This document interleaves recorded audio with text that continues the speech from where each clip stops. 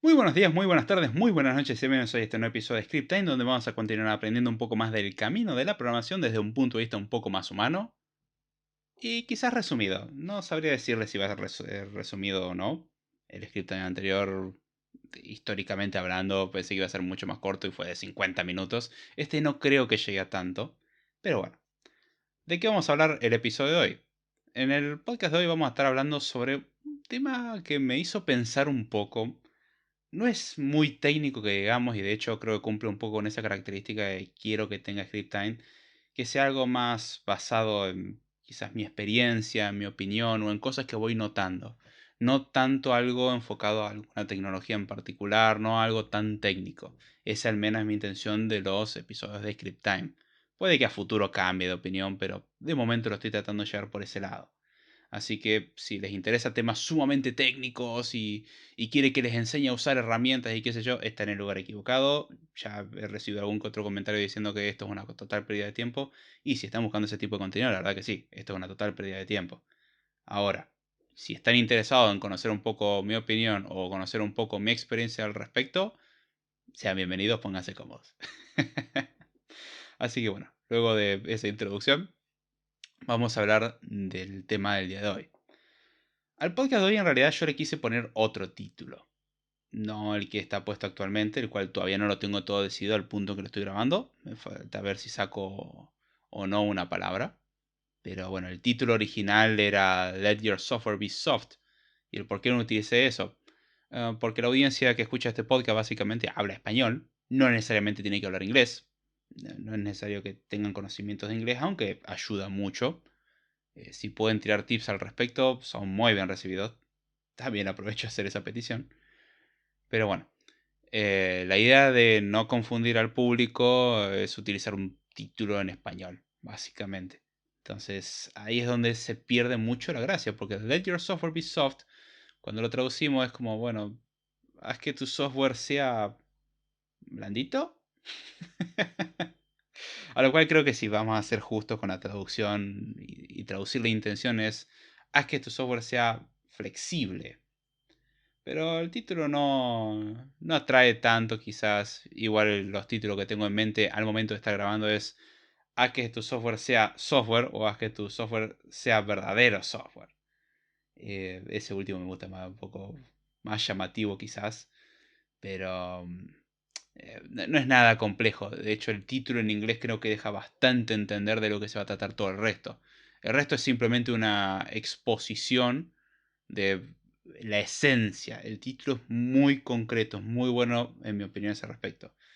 Creo que lo había escuchado en un podcast barra tutorial, no, una serie de tutoriales sobre unas herramientas de testeo y justamente uno de los consejos que daban era Let your software be soft. Y dije, wow, qué tan simple se pudo haber explicado eso. Después desarrollaron, pero muy poquito porque la intención del episodio no tenía nada que ver con el tema. Pero era como la clave de todo. Y estoy totalmente de acuerdo. Así que dije, bueno, el tema me llamó mucho la atención. Es sencillo, pero es increíblemente poderoso. Vamos a tener una pequeña perspectiva histórica primero. Pensemos cómo las cosas eran hechas ahí está, en un principio en el mundo de la computación.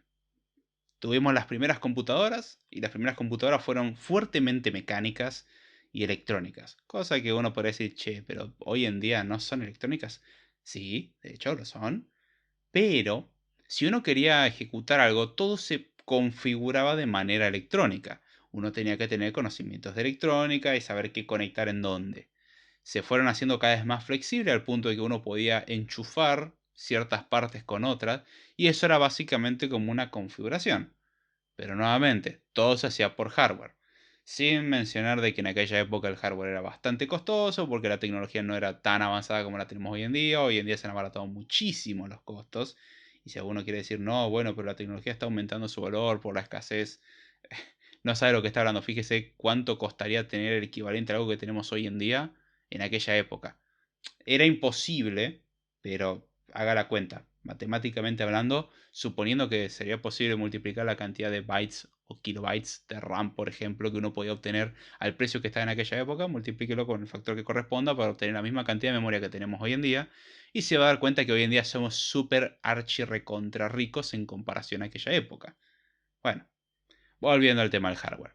En aquella época todo se hacía mediante hardware. La configuración era por hardware. Entonces, si uno quería tener un dispositivo que haga otra tarea que no fuese el original, había que recablearla, generalmente.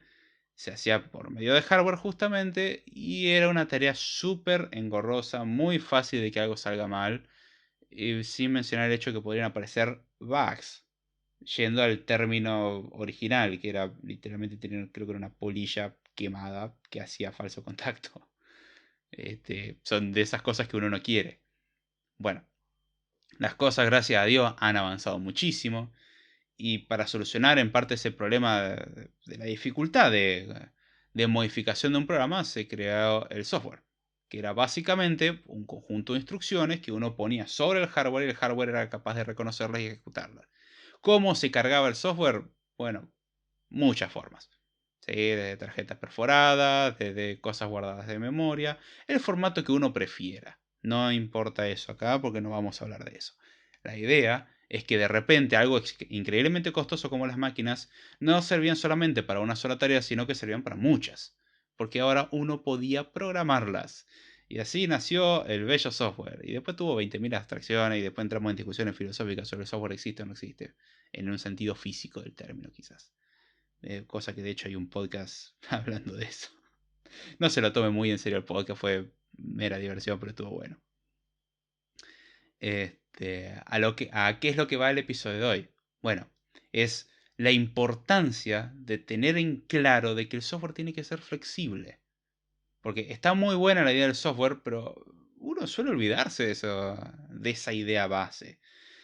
Y esto forma uno de esos conceptos que lo pongo en el grupo de Back to the Basics, que no tengo una lista muy exhaustiva al respecto, la verdad, es algo que tendría que mejorar, pero son de ese conjunto de conceptos que está bueno reverlos cada tanto, por el hecho que uno se los suele olvidar.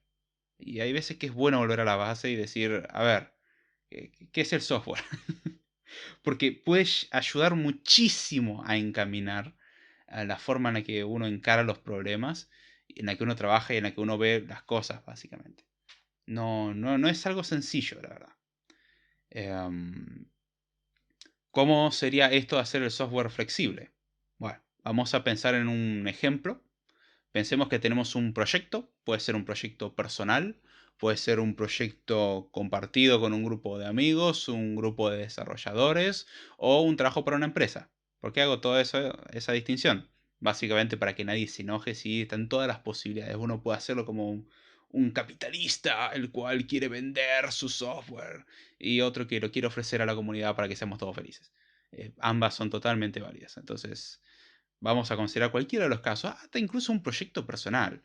Diría, bueno, esto que estás comentando a mí no me afectaría a mí en el caso de yo quiera hacer, no sé, un scriptcito para ejecutar cosas. Porque yo la verdad que no voy a modificar mucho mi proyecto, no voy a cambiar mucho de idea porque es para un único uso. Es totalmente válido, estoy totalmente de acuerdo. Esta es una idea general, no es una idea que es una regla que hay que aplicarla a rajatabla, porque hay contextos donde no es muy necesario, la verdad. Nos aprovechamos de la simpleza de hacer el software, simpleza entre comillas quizás, para, bueno, simplificarnos la vida. Nada más. Está perfecto y es totalmente válido.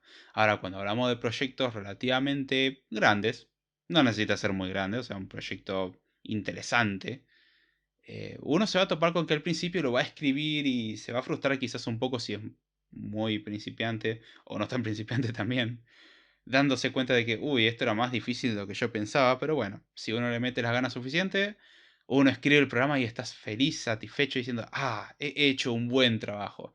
Luego de, no sé, un día a 3 años, no sé, algún periodo intermedio de ese rango. El 3 años capaz que me quede un poco corto, pueden ser 5. Sí, sí, no subestime la capacidad de demorar las cosas que tiene el ser humano. Pero bueno, luego de ese periodo de tiempo no determinado en el cual uno escribió el software, uno está contentísimo porque tiene su programa. Y un día se le ocurre la maravillosa idea de incorporar alguna característica nueva. Y se da cuenta de que esa maravillosa idea de capaz puedo agregar este botoncito para que haga esta otra cosa, ya no es tan sencilla. En la cabeza de uno es como si es agregar un botón y una nueva funcionalidad, que ayude a otras las funcionalidades que ya tenemos, por ejemplo, simplificándonos la vida. Y después nos damos cuenta de que capaz que no es tan sencillo, o no. Puede que uno diga, ah, está todo bien. Ahora, un efecto muy común al respecto es después de un buen tiempo, dígase de 2 semanas a el periodo que quieran en adelante, vamos a tirar un periodo de tiempo razonable, 3 meses. 3 meses después uno dice, bueno, vuelvo al proyecto y vamos a modificar algo. Lo primero que se pregunta es, ¿cómo funciona esto? Siendo que lo escribió uno, ¿eh? Lo segundo que se pregunta es, ¿qué tenía en la cabeza cuando escribí esto? Y lo tercero es, ay no, me quiero volver loco. Casi siempre esa va a ser la reacción. Si es un proyecto que uno lo dejó por un tiempo, ya le digo, 1, 2, 3 meses, es muy común que uno vuelva y diga, no entiendo nada. Y después se dé cuenta que si sobre todo uno mejoró en ese periodo de tiempo, eh, las cosas están mucho más feas de lo que se recordaban. Es como, en mi cabeza en aquella época yo estoy seguro que esto fue una buena idea. Hoy en día lo estoy viendo de nuevo y no sé qué estaba pensando. Así que hay que tener en cuenta eso. Al que niegue esto, yo tengo que acusarlo probablemente de falta de experiencia. Si alguno ha trabajado en una empresa, sabrá esto fuertemente, de cómo cada vez suele tender a ser más difícil hacer modificaciones en un proyecto, sobre todo porque al principio uno es un así, sí, yo hago todo rápido y mira, entrego todo esto rápido, el jefe está contento o el project manager o quien sea. Hay alguien que está quizás feliz porque estamos entregando, o por lo menos nosotros, estamos contentísimos porque mira, en una semana me salió este requerimiento súper complejo, estoy muy contento. Pero después viene el siguiente requerimiento, y el siguiente, y el siguiente, y el siguiente. Y este requerimiento, ya les digo, no tiene que ser necesariamente de un project manager. Puede ser de uno mismo, decir, a ver, hice mi programita y ahora le quiero agregar más funcionalidades. Y cada vez es más difícil. Es muy común que eso pase. Y esto se termina convirtiendo en un embrollo tal que es inentendible, es incomprensible, es inmanejable. Y uno termina haciendo, como dijera una canción, The Big Rewrite. O sea, hace el refactor masivo, también conocido, vamos a tirar toda la basura y empecemos desde cero. Cosa que no suele ser muy viable. Cosa que también trataré en otro episodio. Es un tema para otro podcast. No quiero desviar mucho lo que va a esto. Quiero hablar de este tema más específicamente. Así que probablemente el siguiente Script Time se trate sobre el proceso de refactor y varias cuestiones a tener en cuenta, ya sea de refactor pequeño hasta la gran reescritura del programa de Big Rewrite. Me cuesta mucho decir rewrite. Me cuesta mucho decir write. Perdón. Pero bueno, eso no suele ser muy viable, sobre todo si trabajamos para una empresa. Cuando un proyecto personal quizás puede ser. Pero bueno, ya sea que tengamos un proyecto pequeño o un proyecto muy grande, esto suele pasar casi siempre y es donde se lo conoce como la entropía del código, por así decirlo. Y es que cada vez se hace más inentendible, más inmanejable, más imposible, básicamente. Y esto hace que incluso los cambios más pequeños se vuelven en una tortura y que toman demasiado tiempo. Y recordemos que si lo pensamos desde el punto de vista empresarial o comercial, que tome mucho tiempo cambiar algo no es muy viable. O sea, eso genera pérdidas de dinero, porque mientras estamos dedicando muchísimo tiempo a hacer algo que es sencillo, no lo estamos usando para otras cosas que quizás sean más interesantes. Pero el problema es que casi todo se termina convirtiendo en algo inmanejable, desde lo más sencillo hasta lo más complejo. ¿Y qué pasa en el caso de un proyecto personal? A mí no me importa porque yo trabajo en un proyecto personal. A mí no me afecta la variable económica. ¿Ah, no? Y si te toma 15 veces más tiempo, me parece que sí te afecta, porque de repente tenés que usar mucho más de tu tiempo personal, de lo cual no estás obteniendo ninguna ganancia en eso. Que está bien, es tu tiempo libre y es un hobby. Pero pensá que si las cosas estuviese bien hechas, podrías escribir quizás otro programa más, no solamente este. Entonces, incluso desde ese punto de vista quizás egoísta, hasta ahí se nota de que no es muy rentable la idea de tener un software que sea difícil de modificar. Y esto es lo más doloroso de todo, que hasta los requerimientos más chicos eh, pueden tomar mucho más tiempo. O sea, cosa que originalmente hubiese tomado, no sé, un día. Vamos a ser pesimistas, un día. Y se cambiaba. Ahora puede tomar una semana. Y he estado en proyectos que tienen ese nivel de generación. Y sé cómo terminan y no es muy bien. La verdad que no es algo donde me guste estar, algo que uno ve como inevitablemente va a parar a eso, a esa cosa horrible, amorfa, inmanejable. Porque está bien, uno puede tener una responsabilidad de decir, no, yo soy el más rápido de todo. Y ese es uno de los seres que hay que tener mucho cuidado. Porque está el ser que no le importa nada en una empresa. O sea, vamos al caso base que está el caso lindo. La persona que le interesa el proyecto y quiere verlo mejorar, quiere verlo crecer. Si uno encuentra a alguien que técnicamente hablando tiene los conocimientos necesarios y tiene la gana de trabajar en eso y quiere verlo mejorar, como empleado, abrácelo, no deje que se vaya, porque vale oro. ¿Sí? Y como compañero lo mismo. Quiéralo mucho y trátelo bien.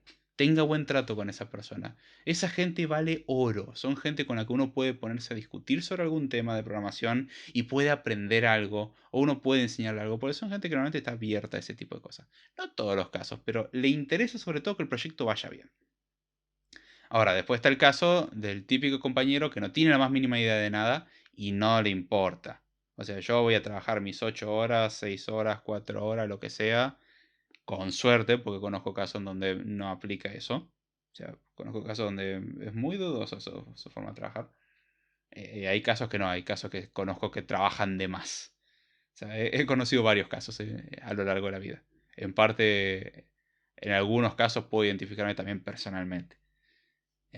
Pero si uno se encuentra con un compañero que no le interesa trabajar, no le interesa aprender y le importa un comino que avance el proyecto, eso es un problema.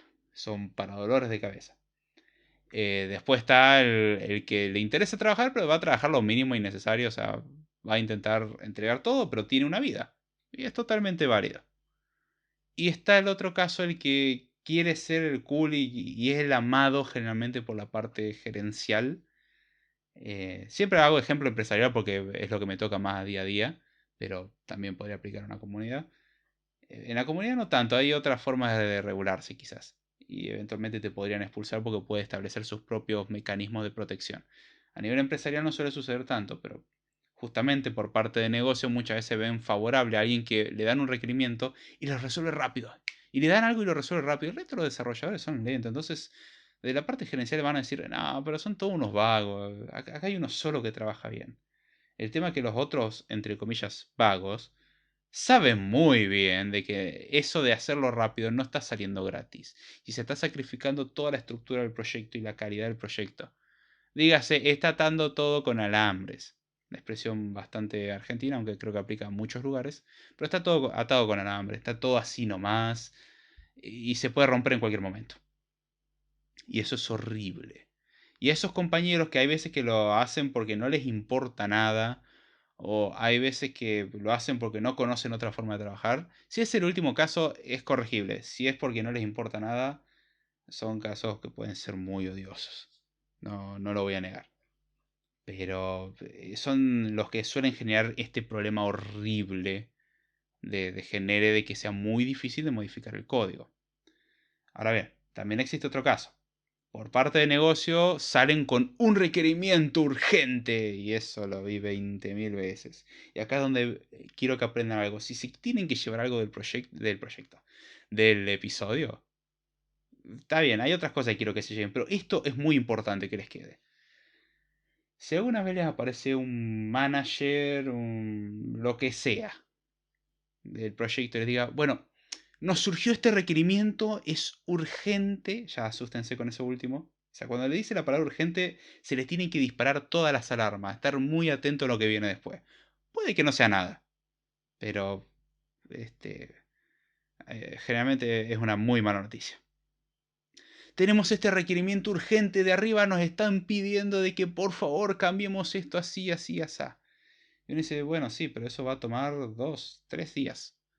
Dice, no, no, no, tiene que ser ya. O sea, hoy tenemos que salir con una solución. Y uno puede decir, bueno, a ver, me ha pasado muchas veces ponerme a pensar cómo se podría solucionar en 5 minutos. 5 minutos es figurativo, no es que toma literalmente 5 minutos. Y uno dice, bueno, si hardcodeas eso ahí, podés tenerlo. Cosa que nunca hay que decir en voz alta. Ese es el consejo que les doy. Nunca digan en voz alta, pero no es el consejo principal. El consejo principal es, si uno le responde y dice, bueno, mira, no vamos a hacer una chanchada, porque se va a romper todo eventualmente, va a incorporar posibles bugs, y es una mala señal esto, no hagamos esto, porque tenemos más chance de que todo salga mal. No, no, no, pero esta es la única vez que vamos a hacerlo. No lo vamos a hacer más solamente hoy, solamente por esta emergencia. El consejo es, no les crean nada. Esa es la más sucia y vil mentira que les pueden decir. Y lo peor de todo, puede que la persona no sea consciente de ello, puede que la persona crea realmente, desde el fondo de su corazoncito, de que está diciendo la verdad. La persona puede creer, no, no, no, pero esto es algo que va a suceder una sola vez. Y lo dice completamente convencido, casi siempre pecando de inocencia. Eh, el consejo es el mismo. No les crean nada, es una mentira, es una vil trampa. Es muy cruel encima. Y hay otros casos donde no, saben que, no, que eso es una mentira, pero aún así no se esfuerzan en nada. No lo disfrazan de ninguna manera. No, no, pero esta es la única vez que lo vamos a hacer. Tranquilo, tranquilo. Moraleja que tengo después de esto. Eso es mentira. Al tiempo va a surgir otra nueva emergencia. Por eso tengan, esto ya es un consejo para la vida. Cualquier cosa que digan que es para una emergencia y por única vez, tengan cuidado, puede que no sea verdad. El que vive en Argentina creo que lo entenderá a nivel legislativo. No, no, esto se va a hacer una sola vez, tranquilo, no va a pasar más. Así vivimos. Pero bueno, fuera de la cuestión política, a nivel de programación es muy común que pase esa mentira. Y no, no, pero es un cambio pequeño, no, no pasa nada. O es fácil. Ah, esa, como detesto también esa, es fácil. Y dan ganas de decir, si es fácil, venía a hacerlo vos. No, pero es cambiar un nombre nomás. No, no, no es tan fácil. Hay veces que sí, el cambio es, hay que cambiar una traducción. Bueno, va a un archivo de los de internacionalización y listo. Cambia el string y ya está. Ese tipo de cambios son creíbles, que son fáciles porque no implican implementar nada. Es cambiar un texto. Nada más. No ensucia nada. Está perfecto eso. La diferencia es cuando cambia funcionalidad. O cuando el valor no está parametrizado y está hardcodeado. Entonces, bueno, ahí ya hay que empezar a meter mano. Y ahí es donde empiezan los problemas. No es la única fuente de problemas. Sin que esto exista de las eventualidades, el propio desarrollador va a terminar degenerando en eso muy probablemente. Por eso repito de que eso de volver a las bases es algo muy importante. Em, la idea de escribir software es que justamente no se convierta en hardware. Si uno escribe una funcionalidad, tiene que ser algo fácil de modificar. No es que sea trivial, no es que no cuesta nada. Puede costar, pero no puede ser que por hacer un cambio en un botón tengo que cambiar 5 archivos. Eso está horriblemente acoplado. Hay algo que está muy mal ahí. No, o sea, lo que hay que tener en cuenta es que la magnitud del cambio que se necesita no puede ser diferente a la magnitud del impacto en el código. O sea, si el cambio es pequeño, no puede ser que tengamos que modificar 500 archivos. Si el cambio es grande, normalmente no se arregla con modificar. O sea, el inverso no suele suceder. O sea, cambios grandes requieren grandes cambios en el código. Cambios pequeños pueden degenerar en grandes cambios de código. Si cambiar una funcionalidad en algo sencillo lleva a cambiar la mitad de la implementación de toda la funcionalidad, probablemente la funcionalidad está mal pensada. No es que funcione mal, es que está mal organizada. Quizás hay mejores maneras y me ha pasado de que para hacer un cambio tonto de cómo se comporta un botón, tuve que cambiar 5, 6, 10 archivos. Y pará, pero ¿por qué está todo así de enganchado? A eso normalmente se lo conoce como estar acoplado y en el código se lo ve generalmente como un código espagueti. El código espagueti es un código que si vos querés sacar una funcionalidad te tenés que llevar arrastrando todo lo demás. Está todo muy acoplado, como se le dijera también. Entiéndase, si a ustedes le piden eliminar una funcionalidad, No puede ser que para eliminar la funcionalidad tenga que empezar a eliminar la funcionalidad de la mitad del proyecto. O sea, si la funcionalidad está distribuida a lo largo de medio proyecto, hay algo que está horriblemente mal. ¿Sí? O sea, son señales de que las cosas están muy mal. Básicamente, las cosas están muy acopladas. De hecho, eso es otro de los temas que tengo que hablar, dependencias y precauciones al respecto. Pero bueno, la idea de este podcast es ser más bien abstracto, tener la idea de que es muy importante tener en cuenta que cuando uno escribe código, tiene que hacerlo pensando en que en el futuro lo va a tener que cambiar. Aunque le digan, no, tranquilo, esto no va a cambiar. Esa es otra gran mentira. No solamente te juro de que es solamente esta vez que vamos a hacer este cambio excepcional. No, también viene la mentira de, no, no, hagámoslo así para entregarlo rápido. Total, no va a cambiar. Otra vil mentira. Por favor, llévense el... No, no, cambiémoslo, pero es algo que va a suceder una sola vez y hagámoslo así porque esto nunca va a cambiar. Son dos mentiras horriblemente grandes. No les crean. Lo peor, uno muchas veces lo piensa así. Dice, no, bueno, lo voy a hacer así porque total yo sé que no cambia. Una semana después, se les ocurrió una maravillosa idea. ¿Qué tal si? Y citan textualmente la idea que uno solamente dijo en su mente. Y dije, parece que tienen, no sé, capacidad de leerme la cabeza o algo por el estilo, porque literalmente lo que yo no quería que pase está pasando. Entonces, hay que tener mucho cuidado. Ahora bien, uno dijera, ok, mi solución, entonces, es dejar todo muy abstracto para que a futuro yo pueda enchufar las cosas fácilmente.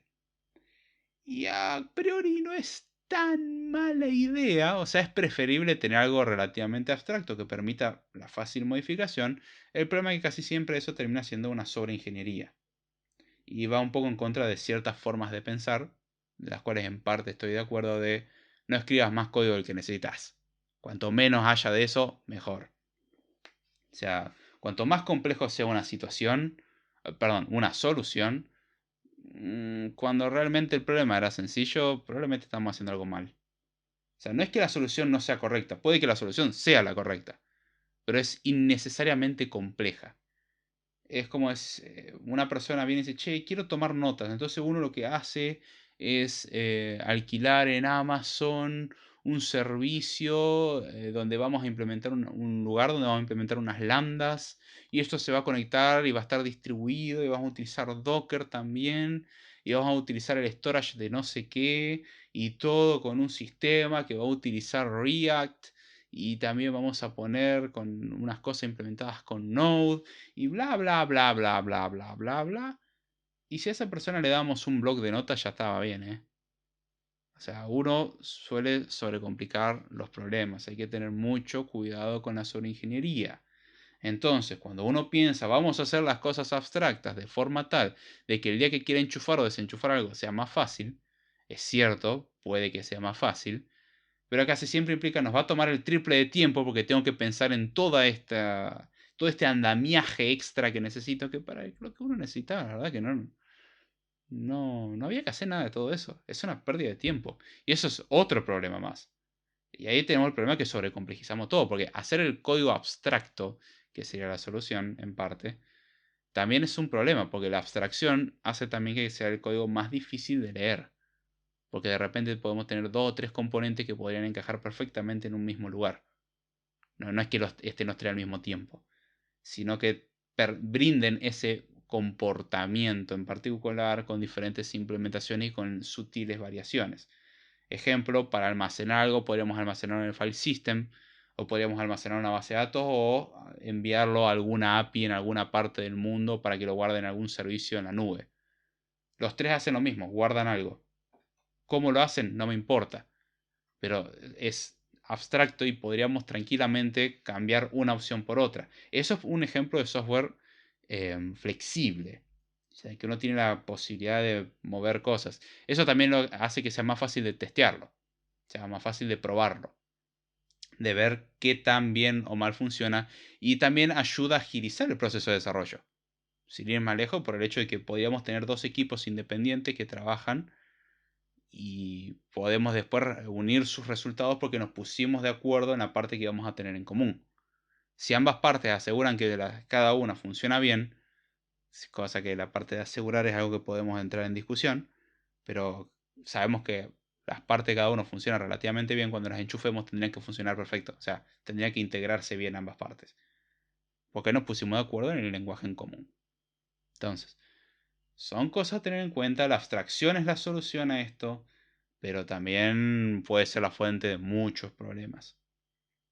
Y eso puede llevar a su vez a decir, está bien, para no arrepentirme a futuro de que no entiendo nada de mi proyecto, o el proyecto es difícil de leer, o el proyecto es súper difícil de manejar, voy a dedicarle tiempo a pensar antes de escribir. Consejo bastante interesante. O sea, es un razonamiento bastante bueno. El problema es que casi siempre deriva en una maldición. O sea, suelo llamarlo maldiciones a ese tipo de cosas y es la maldición del eterno pensante o del diseño eterno. No me acuerdo cómo lo llamaba originalmente, así que estoy tratando de recordar. Creo que era del diseño eterno. Y es básicamente el caso en donde uno nunca programa nada porque está constantemente pensando para intentar evitar todos los posibles problemas y tratando de contemplar todos los casos posibles.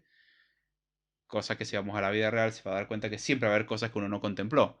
Y de hecho, en parte, la razón por la cual uno quiere hacer las cosas más ágiles, no confundir con Agile, ¿sí? O sea, quiere uno no ser tan burocrático quizás, es justamente para poder uno obtener un feedback y decir, está bien, ok, hicimos las cosas así.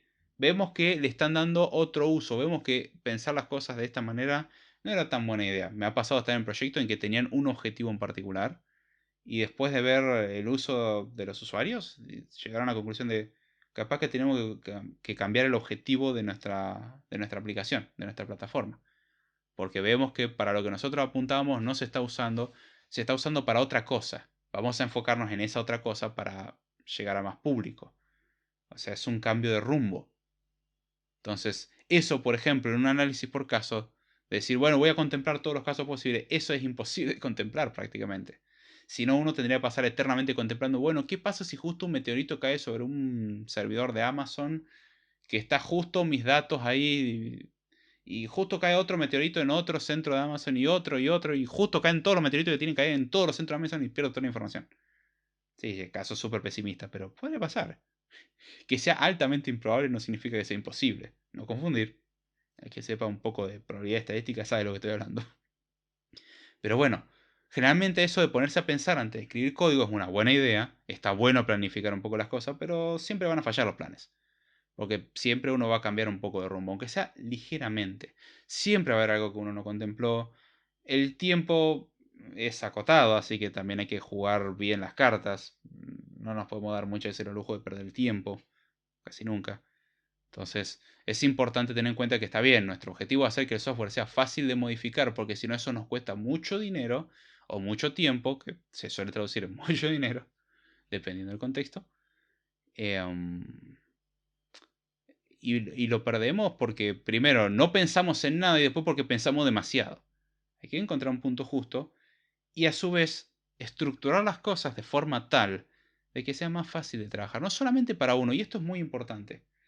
Hay un meme que decía, uno tiene que escribir el código como si la persona que lo fuera a leer es un psicópata asesino armado y que está al lado tuyo, básicamente. No me acuerdo de lo que decía exactamente, pero iba por ese lado. A ser sincero, no me lo acuerdo, tampoco lo voy a buscar ahora.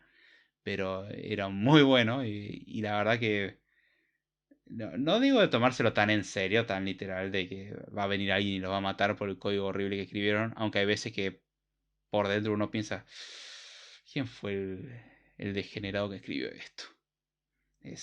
Después, ay, fui yo. También pasa eso de decir, ¿quién fue el...? Ay, no digo nada, fui yo, fui yo. Eso que suena un chiste, no es tan chiste, pasa. Pero bueno, lo importante a llevarse de eso es que hay que tener mucho cuidado con lo que uno escribe. O como uno lo pensó. Y es muy común que pase. Y este es un típico problema de persona no experimentada. La persona no experimentada va a cometer este error, no por malicia, por inocencia. Y la persona experimentada lo puede cometer igual, ¿eh? No es que, bueno, sí, tengo 3 años, o 5, o 10 años de experiencia, ya está, mi código va a ser maravilloso. Hay gente que lleva 20 años programando y tiene un código horrible. No tiene nada que ver eso.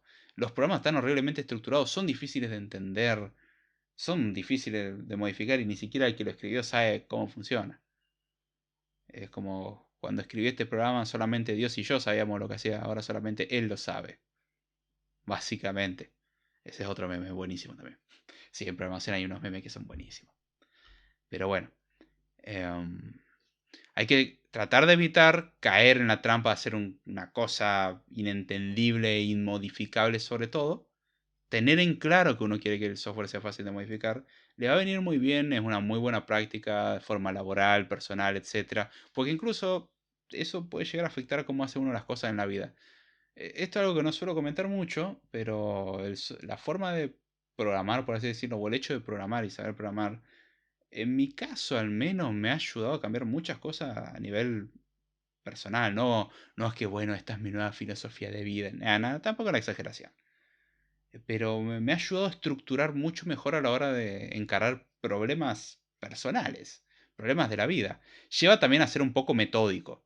Sí, es cierto. O sea, hay gente que lo puede acusar a uno de ser bastante maquinal, pero tiene sus ventajas. A la hora de encarar un problema, trata de enfocarlo, sobre todo si vive en el mundo del incendio del software, eh, trata de enfocarlo desde un punto de vista más tranquilo, o sea, lo ve más en frío.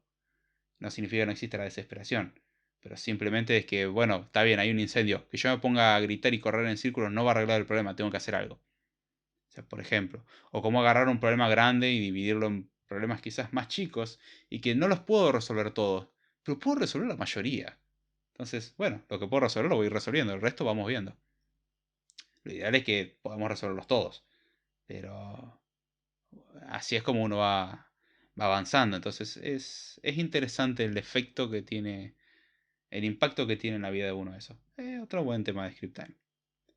Pero bueno, entonces, ¿qué tenemos que hacer?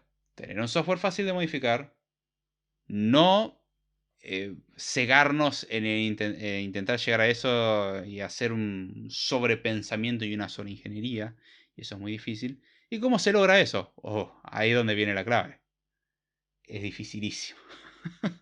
Ahí sí depende mucho de la experiencia. Y para eso, por ejemplo, existen patrones de diseño.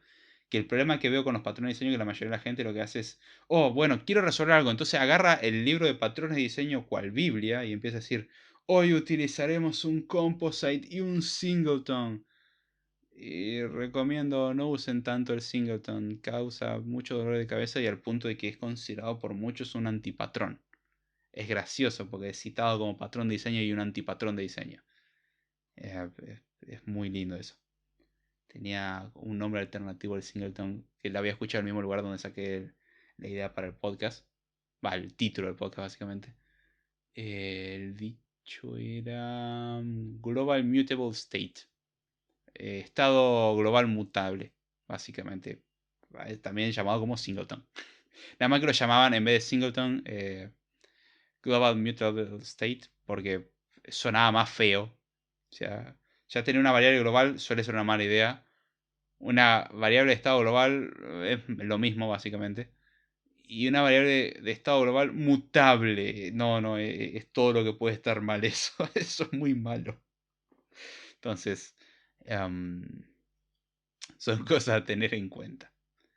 Pero lo que veo como defecto en la mayoría de los casos es, no, yo voy a agarrar el libro de estos grandes autores del pasado que escribieron esto y voy a usar todos los patrones de diseño que encuentre. Y es como esa típica persona que agarra y escribe en un lenguaje de programación y utiliza cada una de las benditas características que tiene el lenguaje de programación, que está perfecto porque la idea del lenguaje de programación es que sea una herramienta, pero empieza a hacer unas cosas rarísimas, esotéricas, que nadie entiende. No, mira, escribí este código súper complejo, miren lo maravillosa que es mi mente. Y yo lo primero que voy a decir, mirá lo maravilloso, estupidez que hiciste, ahora es inentendible. Explícame cómo funciona. No, no sé. Sobre todo si uno le pregunta un tiempo después. Y estamos como, bueno, está bien, tu genialidad de hacerlo inentendible funcionó, nadie lo entiende. ¿Cómo lo vamos a trabajar ahora? Ah, no, no, yo sí lo entiendo. Bueno, arreglalo vos entonces. No, no, no, no, pero ustedes también tienen que trabajar. Sí, bueno, pero no entendemos nada. Este tipo de diálogos pueden llegar a suceder. Y pueden terminar muy mal. Dependiendo de la persona. Pero el cómo llegar a esto, o sea, ¿significa esto que los patrones de diseño son malos? No. No, no, los patrones de diseño son eso, patrones de diseño. Nada más.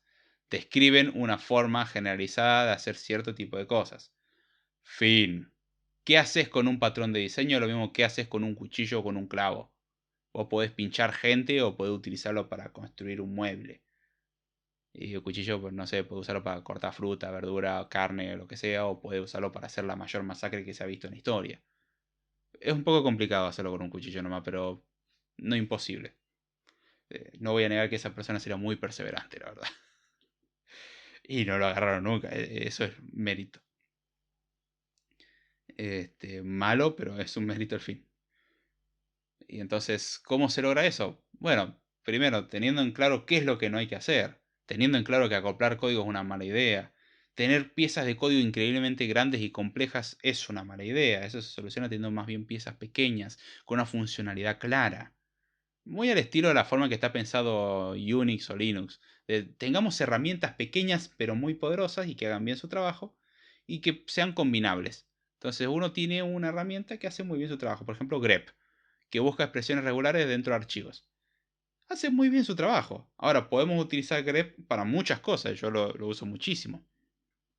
Cuando necesito buscar una lista de cosas larguísimas, me fijo con grep, algo que tenga más o menos el formato que yo sé que tiene, y puedo leer el resto del texto. Ya está. Es maravilloso. Es una gran herramienta. Este, Así tenemos el comando find, aunque alguno me dirá, che, existen otros. Sí, estoy citando algunos. O sea, son comandos relativamente potentes. Hay casos donde son extremadamente potentes. Ejemplo, ffmpeg o YouTube DL, que bueno, en parte utiliza ffmpeg. Son dos utilidades muy potentes. Pero bueno, eso ya es otro mundo. Estoy hablando de utilidades más pequeñas. Pero hacer que, bueno, juntamos una cosa con la otra, hacer que la conexión entre las partes sea más bien abstracta. Entonces, por ejemplo, un componente visual no conoce cómo está implementada la lógica de algo. No tiene por qué conocerlo. El componente visual no tiene que tener más de esa responsabilidad. Hay muchas formas de mantener eso. Y ya eso sería seguir buenas prácticas. Ahora, ¿cuál es la base de todo? Porque podemos seguir la base de Solid, podemos escribir código limpio, podemos tener una arquitectura limpia, así Clean Code y Clean Architecture por las dudas del nombre original. Podemos seguir las 20.000 metodologías que uno quiera, pero en esencia la base es la misma.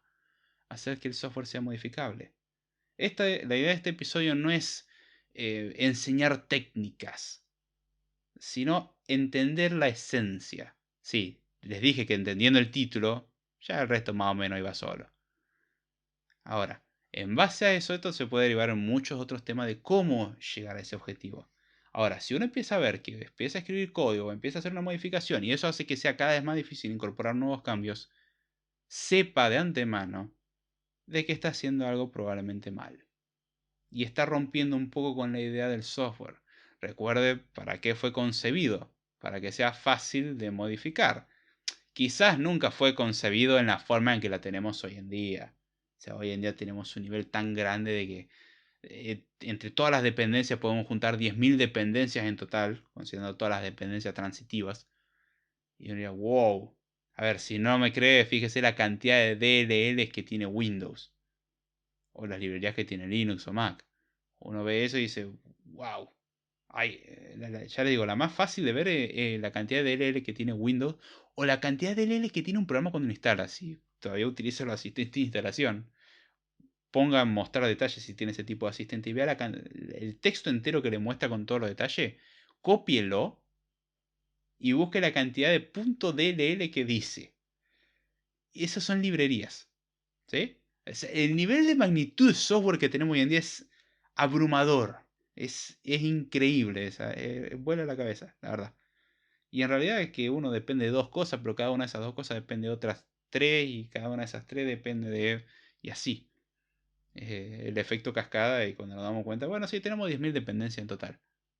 Si queremos contar todas las cosas. Qué loco. ¿Y cuánto pesa? 5 megas. Está bastante bien. Pero bueno, la idea es no tener dependencias innecesarias. Eso es un tema a tratar en un podcast sobre dependencias. Eso probablemente sí sea un code time. La idea es hacer las cosas abstractas. La abstracción es algo difícil de dominar.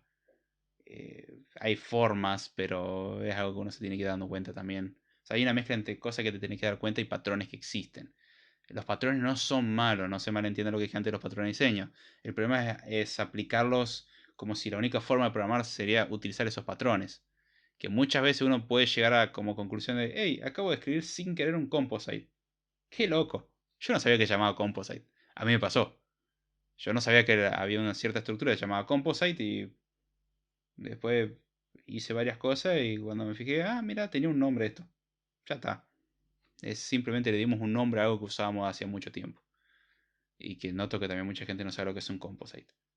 Pero bueno, existen un montón de cuestiones. Hay patrones que ayudan a esto. Patrones más enfocados a lo visual como MVVM, MVC, MVP, Viper, VIP, etc. Sí, son todos nombres muy locos. Y cuando uno empieza a hilar fino se da cuenta, hey, son más o menos toda la misma porquería. Y hay veces que uno dice, che, a esto le cambiaron los nombres, pero si esto lo muevo para acá, es exactamente lo otro. Ah, es la misma cosa, nada más que con otro nombre y me mintieron. Esa pasa también. Entonces, yo lo que quiero que se lleven de acá, y ya con esto vamos cerrando, es el software tiene que ser fácil de modificar. Si ustedes notan que es difícil de modificar, presten atención. Y, y bueno, vayan viendo cómo ir mejorando la calidad de su software. Y si ven que un compañero está metiendo la pata, no le peguen, pero aconséjenlo amablemente de tratar de mejorar. Si encuentran algún compañero con el cual puedan mejorar mutuamente, eso es oro puro. Si encuentran eso, abrácenlo. Bueno, si no lo quieren abrazar, no sé, dígale, por favor, aprendamos y utilicen eso como una gran experiencia, se los recomiendo.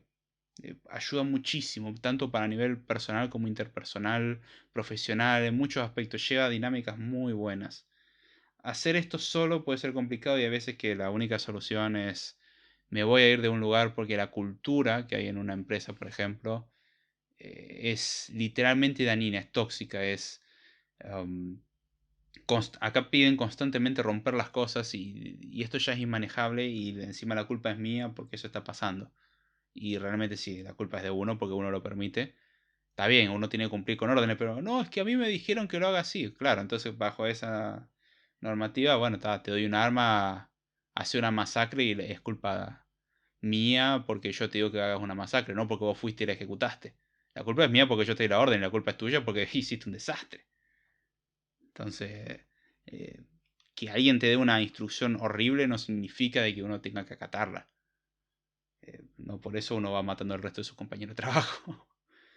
Entonces, son cosas a tener en cuenta. Como dije, este es un podcast más de reflexión que de una temática fija específica. Probablemente es un tipo de podcast que a mucha gente no le guste y esté muy acostumbrado a verlo en videos de 5 minutos. Yo entré un poco más en detalle en algunas cuestiones quizás. Es cierto que he dado alguna que otra vuelta, pero bueno, la idea era dejarles esto aquí. Uf, sí, tengo que igual a empezar a cortarlos, ¿eh? Así que bueno, espero que les haya gustado. Si hay algo que no le gustó del contenido y no sé, pues es muy largo, bueno, eso también puede ser, pero si hay algo que no le gustó, o algo que le gustó, o algo que quiera remarcar, o algo que quiera compartir, o lo que sea, o sugerir temas, es más que bienvenido. Lo dejan en la descripción. Y bueno, los medios de contacto están en la descripción, los medios de contribución están en la descripción, pero el mayor medio de contribución que pueden tener es darle me gusta y compartirlo. Eso ayuda muchísimo a crecer eso y dar feedback. Escribir comentarios diciendo, che, la verdad que me gustó, estuvo muy bueno, o no sabes, a mí una vez me pasó tal cosa, o te enfocaste mucho en tal cosa, no me gustó eso. Eso también es válido, es una crítica constructiva, es buenísimo. Y lo recibo con muchísimo gusto. Así que bueno, ya creo que con eso estamos, ya sin mucho más. Con esto me despido, espero que les haya gustado y será hasta la próxima.